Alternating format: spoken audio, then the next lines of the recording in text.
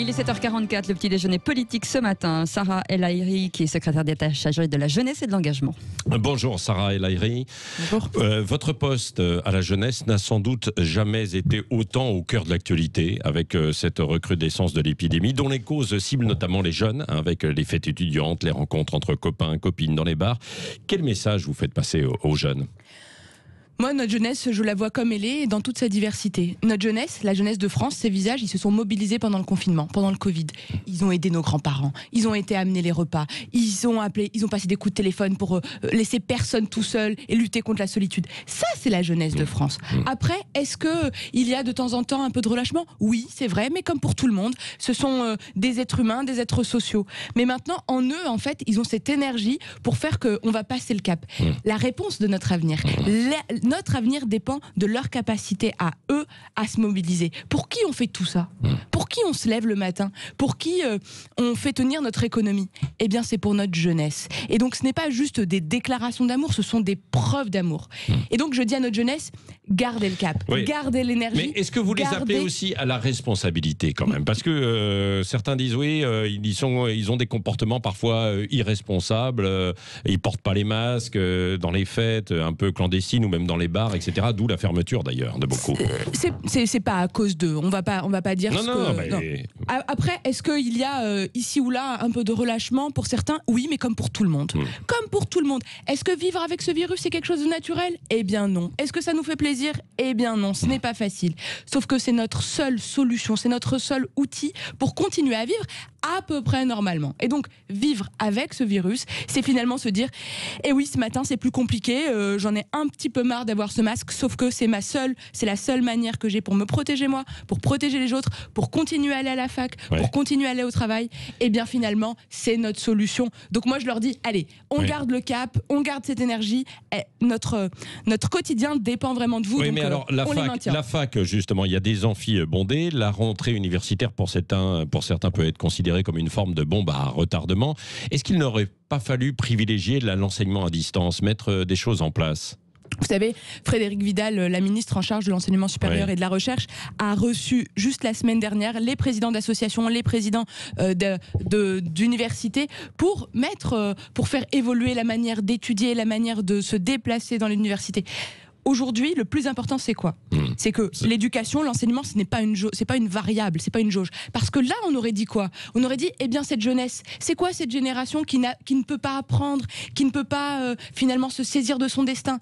Le plus dur, mais collectivement. Je dis pas que c'est facile. Pour vous, pour nous, pour les étudiants, pour nos jeunes et même pour les moins jeunes, c'est de vivre avec ce virus juste le cap nécessaire. Dès qu'on l'aura dépassé, je pense qu'on retrouvera une vie beaucoup plus sympa et là, on pourra profiter et relâcher tous les efforts. Vous avez l'impression qu'il y en a certains qui veulent sacrifier la jeunesse pour sanctuariser les plus âgés, comme le disent certaines personnalités ? Moi, je vois pas de... Vincent Lindon en parlait, hein, bien sûr, mais beaucoup d'autres. Moi, je vois pas du tout ça. Moi, je vois au contraire la capacité à dépasser cette période, c'est en étant unis. Et finalement, pourquoi on fait ça ? Parce qu'on aime nos grands-parents, parce qu'on aime nos arrière-grands-parents, parce qu'on n'a pas envie qu'il leur arrive quoi que ce soit. Et donc, la seule manière de s'en sortir, c'est d'être unis. Unis sur nos territoires, unis entre les générations. Et c'est pour ça que j'ai gardé en tête cette image...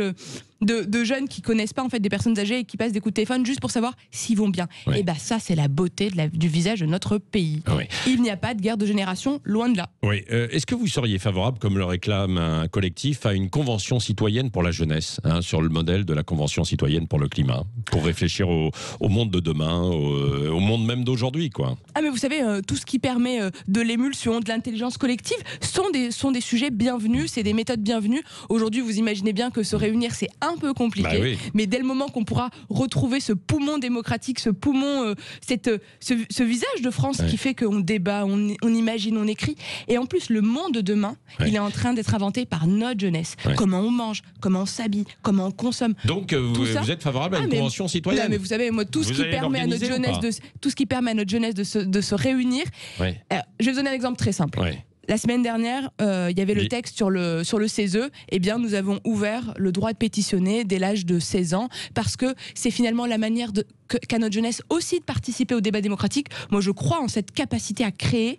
Alors, pétition oui, à partir de l'âge de 16 ans, pas forcément droit de vote. Est-ce que vous êtes favorable au droit de vote? Pas forcément. Il se trouve qu'il va y avoir un débat. C'est pour ça, moi personnellement, je pense que le sujet aujourd'hui, il est sur l'abstention entre 18 et 25 ans. Vous savez, c'est 70% de nos jeunes qui Donc qui vous ne vont êtes pas contre voter. le droit de vote à 16 ans? Moi, je dis, vous savez, j'étais parlementaire. Je dis, le débat parlementaire va s'ouvrir. Non, mais vous êtes ministre en charge de la jeunesse et de l'engagement. Et donc, à titre personnel, je crois que le vrai combat, il est sur lutter contre l'abstention entre 18 et 25 ans. Je ne pense pas que la réponse, elle est au vote à 16 ans. Cependant, il va y avoir un débat parlementaire. Ce débat va être riche et j'invite tout le monde à y participer. Mais c'est bien les parlementaires qui décideront. Je l'ai été et je tiens beaucoup trop à cette assemblée, à cette chambre pour donner un avis définitif alors que le débat va s'ouvrir. est-ce que le service national universel a du plomb dans l'aile avec l'épidémie? Il ne s'organise pas comme on aurait voulu, ça c'est clair, puisque notre séjour de cohésion d'octobre ne peut pas avoir lieu, sauf que le service national universel, c'est une de ces réponses qui va permettre à nos sociétés de faire nation, de retrouver ce sentiment d'appartenance, ce creuset républicain. Et donc, parce que l'importance de ce projet est grand, que on mettra toute l'énergie nécessaire. Et en plus, c'est moi qui en suis la garante, donc je peux vous dire que j'y mets toute l'énergie. Mais là, pour l'instant, il est suspendu. Pas du tout, parce qu'il se trouve que dans quelques jours, va se tenir un séjour de cohésion en Nouvelle-Calédonie. Il se trouve que chez eux, ce n'est pas rouge. Mais sur le territoire ici de la métropole, c'est difficile pour l'instant. Mais vous savez que notre France est pleine de tous ces territoires.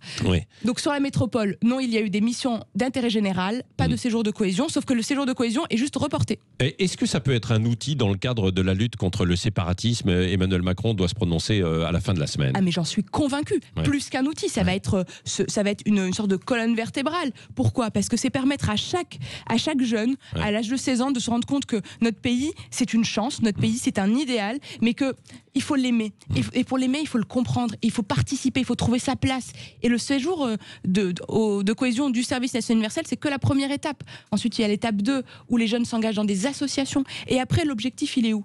Eh bien, que chacun trouve son engagement. Une société engagée, c'est une société résiliente, c'est une société qui est vivante, c'est une société qui ne subit pas. Et donc, c'est une société qui peut être heureuse. Alors, 2 mots sur les associations. Justement, pour certains, c'est une porte d'entrée aussi pour le communautarisme. Est-ce que vous avez les moyens de contrôler aujourd'hui ces associations? Et est-ce que vous reconnaissez que ça existe bien? Mais moi, je fais partie de ceux qui disent il ne faut pas mettre de poussière sous le tapis. Oui, on a des problèmes. La ministre des Sports, elle a minimisé en fait les choses, quoi. Oui, on a des problèmes et on a des problèmes dans toute notre société. Est-ce qu'aujourd'hui, notre République, elle est grignotée, elle est en danger? La réponse est oui. Est-ce qu'on a des dérives communautaristes? La réponse est oui. Par contre, il faut lutter.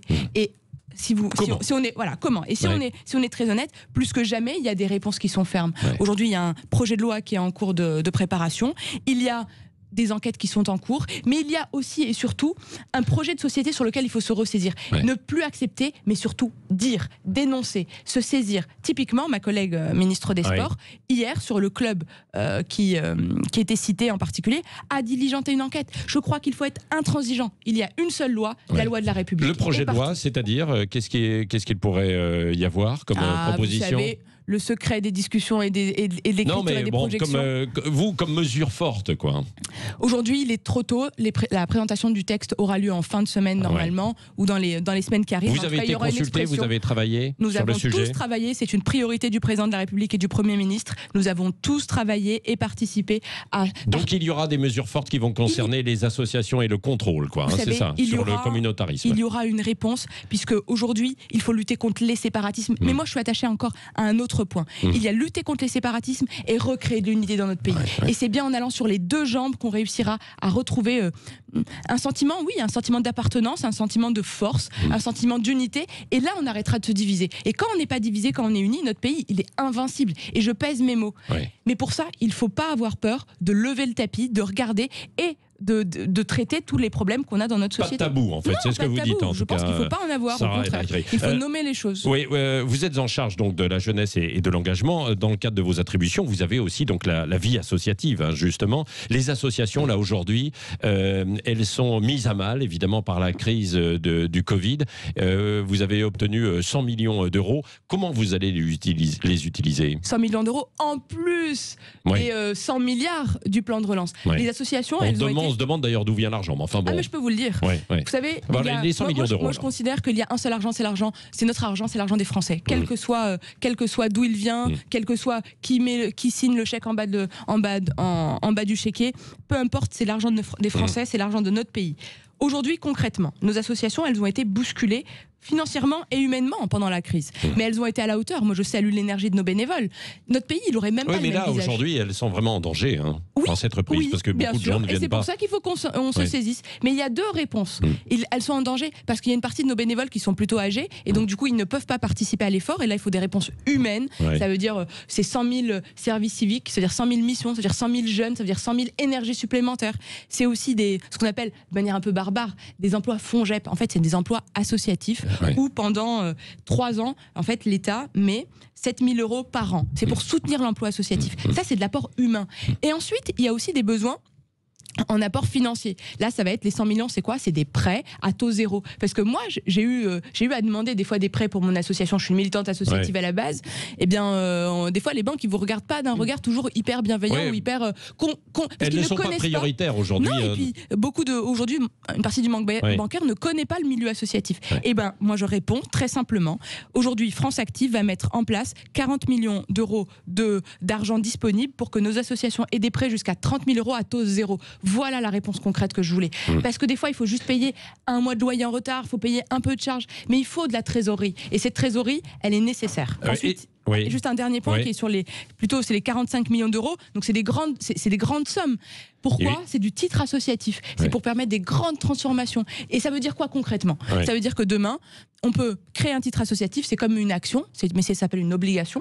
Et c'est la Caisse des dépôts et des consignations qui le rachète. Et ça vous permet d'avoir des fonds propres pour que, quand vous avez des fonds propres, vous pouvez prendre un prêt parce que la banque, elle voit que vous avez de l'argent de côté. Oui, une ouverture des minima sociaux au moins de 25 ans, comme le réclame la gauche, c'est jouable ou pas? En fait, moi j'ai juste envie de dire, ça existe déjà et j'ai même mieux que ça, mieux que le RSA. Moi j'ai la garantie jeune. La garantie jeune, c'est 150 000 jeunes accompagnés aujourd'hui, ça a été augmenté. Et en plus, par rapport au RSA, vous savez c'est quoi la différence?